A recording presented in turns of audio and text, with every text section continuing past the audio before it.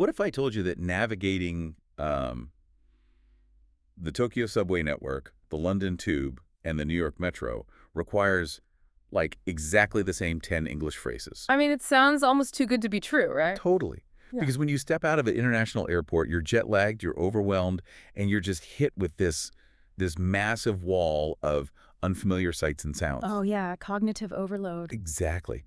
The signs look like abstract art. The announcements are just background noise, and your brain is just maxed out. Yeah. But today, we're doing a deep dive into this curated linguistic survival kit. It's a guide designed for English learners, but honestly, it's for anyone navigating a massive unfamiliar transit system. Right.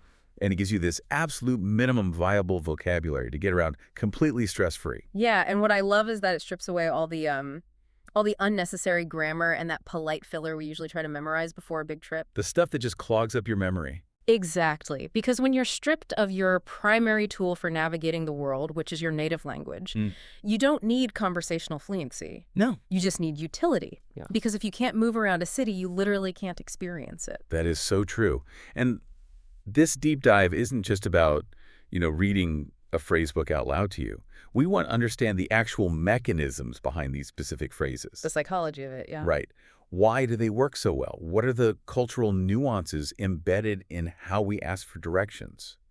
And what are the hidden strategies this guide relies on when your vocabulary just suddenly fails you entirely? Which it will. Oh, absolutely. So, okay, let's unpack this. Every journey into a new city naturally starts with finding its main arteries. Yeah. Right? Yes. And for major hubs, we are almost always talking about the underground rail system. To macro network. Yeah. And the survival kit starts us off with the most universal opener imaginable, which is just, where is the subway? Right. But what's fascinating here is that the guide immediately acknowledges a quirk about English. We can't even agree on what to call our own trains. Right. I mean, if you're in the U.S., it's the subway. Hmm. But you cross the Atlantic to the U.K., and it's the tube or the underground. Right. You go to Chicago, it's the L. Yeah. In Washington, D.C., it's the metro. It's all over the place. Right.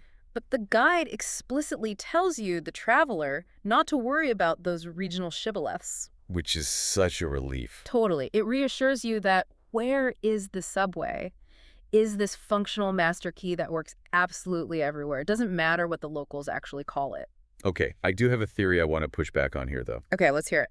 If subway is this universally understood, incredibly functional term, why do cities stubbornly cling to their own hyper-specific vocabulary? Oh, that's a good question. Like, why does London insist on calling it the tube if everyone there knows what a subway is? Well, because transit networks are deeply tied to civic identity. Yeah, the tube isn't just a transport mechanism. It's a cultural institution. Right.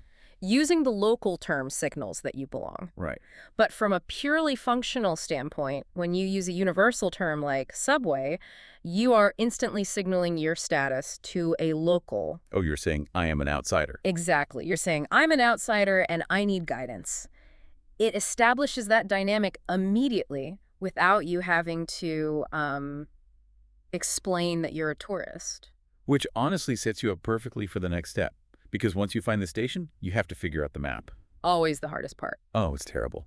Navigating a foreign transit system always feels like trying to map the human circulatory system in the dark. It's a great way to put it. You're just standing on this platform, and it's like a rushing river. You desperately need to know if the current is taking you, downtown into the heart of the city or out to sea. Right, which is where the spatial orientation phrases come in. Things like, is this the right train? And does this go downtown? And notice the dialect difference we have to navigate here, too. The U.S. operates on this concept of downtown, Right. while the U.K. and a lot of Europe conceptualize the city around a city center or a central district. But the guide says either one works to get the point across, which is nice. Yeah. What I actually find most interesting about this section of the material, though, isn't the vocabulary itself. It's the psychological advice attached to it. The mindset stuff. Yeah. The text explicitly tells the learner, don't be shy. People help travelers all the time. It's actively encouraging vulnerability. But let me challenge that premise for a second. Right. Does that actually reflect reality in a major metropolis? Like, we talk about urban invisibility. Sure. If you were in New York or London during rush hour, people have massive commuter tunnel vision. Oh, absolutely. They're wearing headphones, they're staring at their phones, and they are actively ignoring everyone around them. So is it really true that people help travelers all the time? Well, it is, provided you break the trance correctly. Break the trance. I like that. Right, because commuter tunnel vision is just a defense mechanism. It's against the overwhelming stimuli of a city.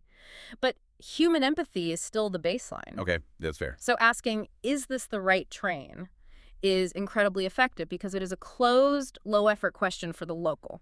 Ah, right. You aren't asking them to explain the entire fare map. Exactly. You are asking for a binary yes or no. You're giving them a low-stakes opportunity to be the competent, helpful local. You're giving them an easy win. Totally.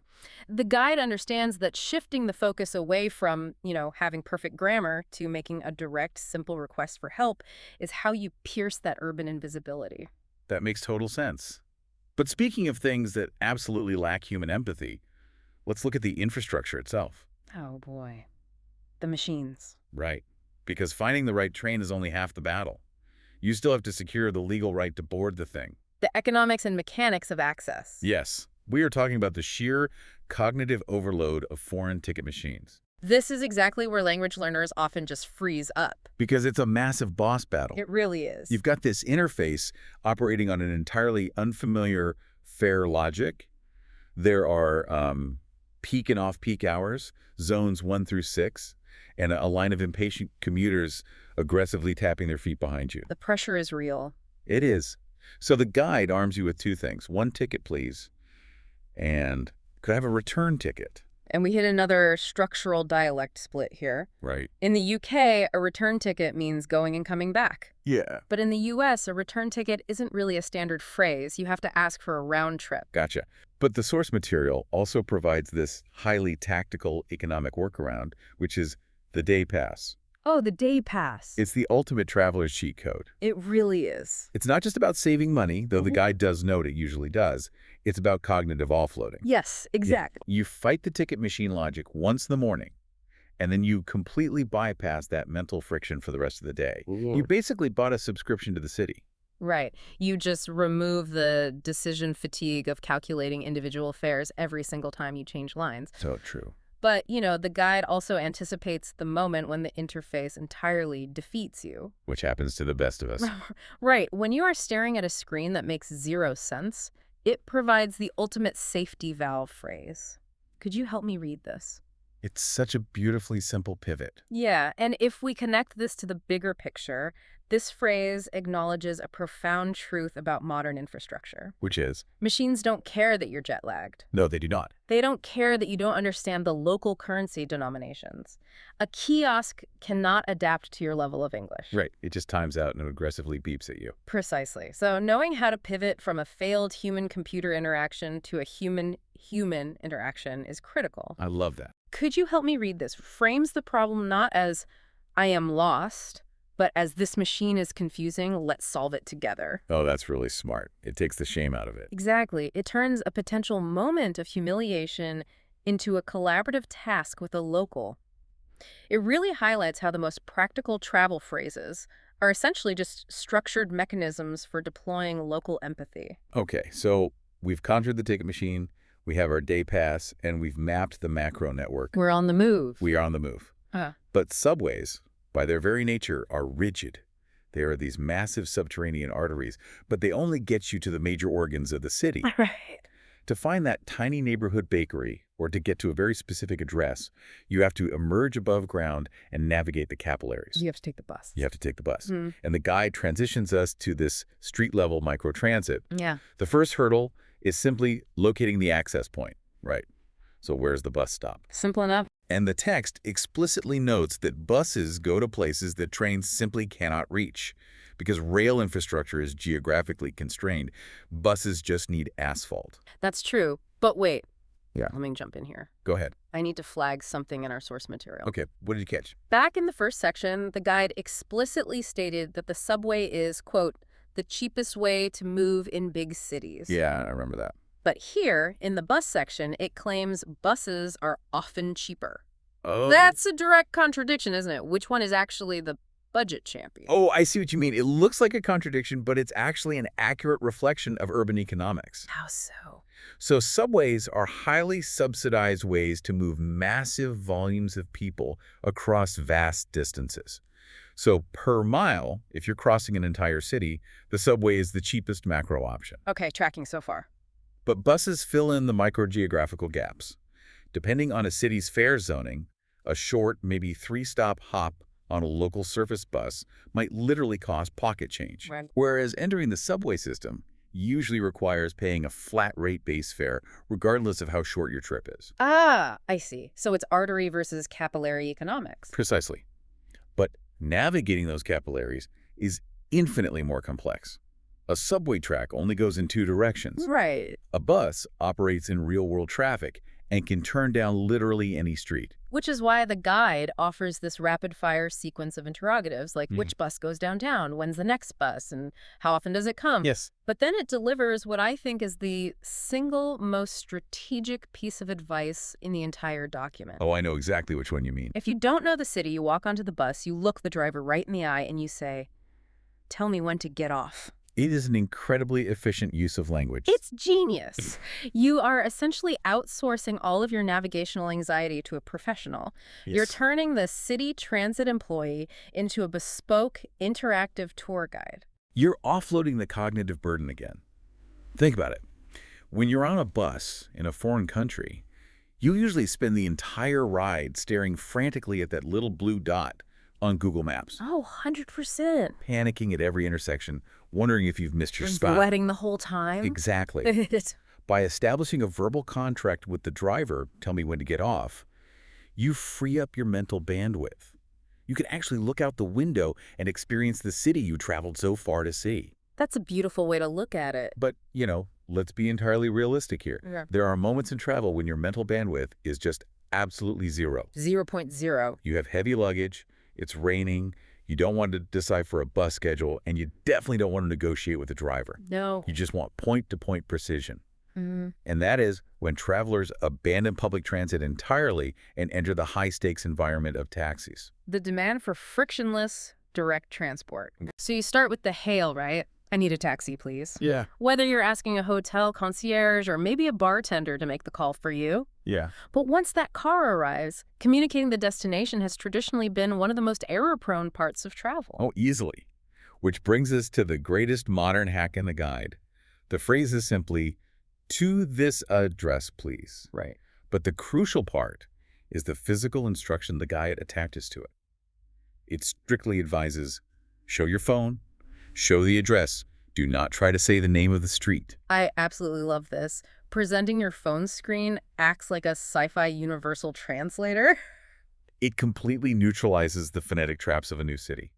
Because you might be trying to get to Leicester Square in London Oh. or to Petula Street in New Orleans. Yeah. And your pronunciation might send you to a completely different postal code. Right, because reading a word and knowing its local phonetic reality are two completely different things. Exactly. What the guide is teaching here is multimodal communication. You are using a basic, easily pronounced verbal phrase, "To this address, please," to direct the driver's attention to an infallible visual aid. It's bulletproof. It is. But the source material takes this concept even further. It notes the ultimate modern workaround, which is ride-sharing applications like Uber, Bolt, or Lyft. Yeah, the guide is incredibly blunt about this. Yeah. It just flat out says these apps are easier because there is no language needed. Right. The destination is preloaded, the route is mapped via GPS, and the price is locked in mathematically. And if we connect this to the bigger picture, it reveals a massive shift in global travel. The user interface, the UI, is actively replacing English as a second language. Wow, yeah. The guide openly acknowledges that the absolute easiest, safest way to communicate in a foreign taxi today is to just let the algorithm do the talking for you. So what does this actually mean for you, the traveler? We have this survival kit of phrases, but the ultimate hack is just using an app that requires 0 phrases. Well, it profoundly changes the barrier to entry for international travel. It democratizes it. Yeah. You don't need a single word of English to successfully navigate from JFK Airport to a hotel in Manhattan anymore. The friction is just gone. Gone. But it also fundamentally alters the texture of the trip.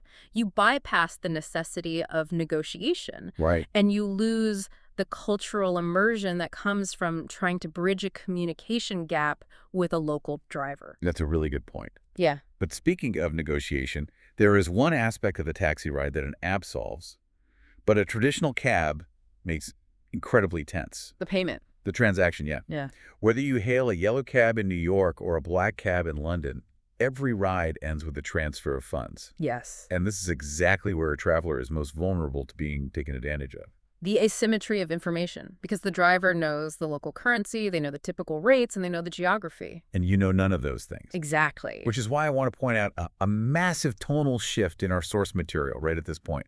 Oh, I noticed this too. Right.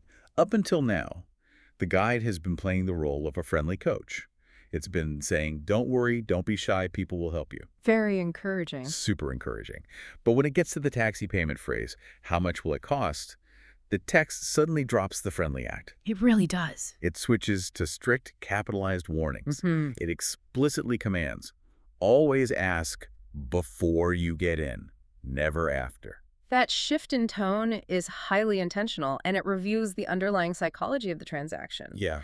Financial exchanges are where the stakes jump from merely getting lost to getting exploited. That's exactly it. If you get into a traditional taxi without agreeing on the fare mechanics, whether it's a fixed rate or a running meter, you are surrendering all your leverage. You are literally trapping yourself in a moving box. Yeah. Watching a digital meter tick up in a currency you barely comprehend. Exactly. The power dynamic is entirely in the driver's favor. Yeah. By forcing the conversation before the door closes, how much will it cost?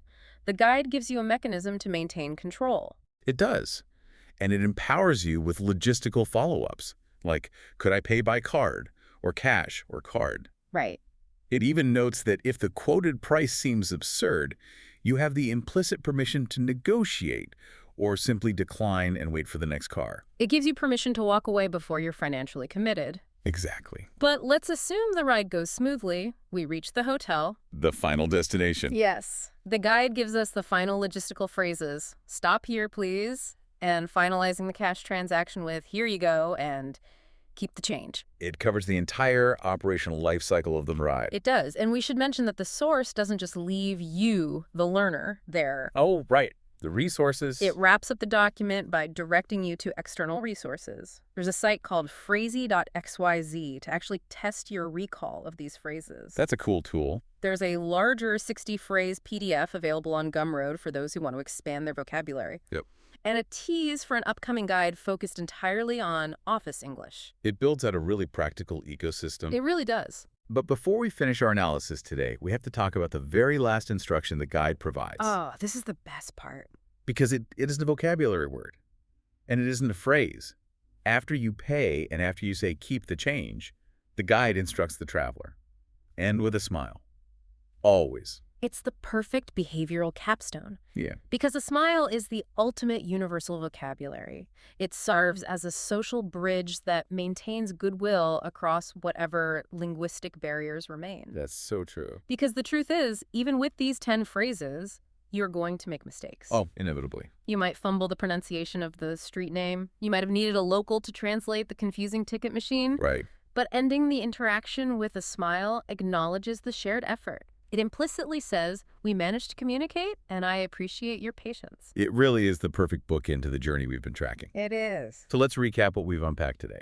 We started with that terrifying feeling of standing outside an airport, entirely overwhelmed by the macro network of a new city. The wall of noise. The wall of noise. But we've seen how these 10 specific phrases act as a sort of linguistic protective shell. Yeah. They aren't just words. They're tools designed to manipulate cognitive load, to leverage local empathy, and to protect you during vulnerable financial transactions. Absolutely. They get you from that confusing subway platform, past the intimidating ticket kiosks, onto a local microtransit bus, and all the way to a seamless taxi drop-off. The full journey. It is the absolute minimum viable vocabulary, but it is enough to unlock an entire metropolis. It really is. But I want to leave you with a thought to mull over. Building on our discussion about multimodal communication and ride-sharing apps. Okay, I'm listening. We are rapidly moving toward a future where technology like digital kiosks, automated transit, and real-time translation tools increasingly require no language needed. Right. We are undeniably gaining a massive amount of convenience and safety by removing the friction of a foreign language. For sure. But what do we lose in the process? If future urban infrastructure completely removes the necessity to speak to locals to survive, Will we miss the serendipitous magic of having to ask a stranger, is this the right train? Oh, wow. We are successfully engineering the anxiety out of global travel, but we might also be engineering at the spontaneous human connections that are only forged when we are just a little bit lost. That is a fascinating question. When the rushing river of a foreign city is perfectly tamed by an algorithm on our phones, do we slowly forget how to actually swim with the current? Exactly. Something to deeply consider the next time you find yourself staring blankly at an unfamiliar subway map. Thanks for joining us on this deep dive. We'll catch you next time.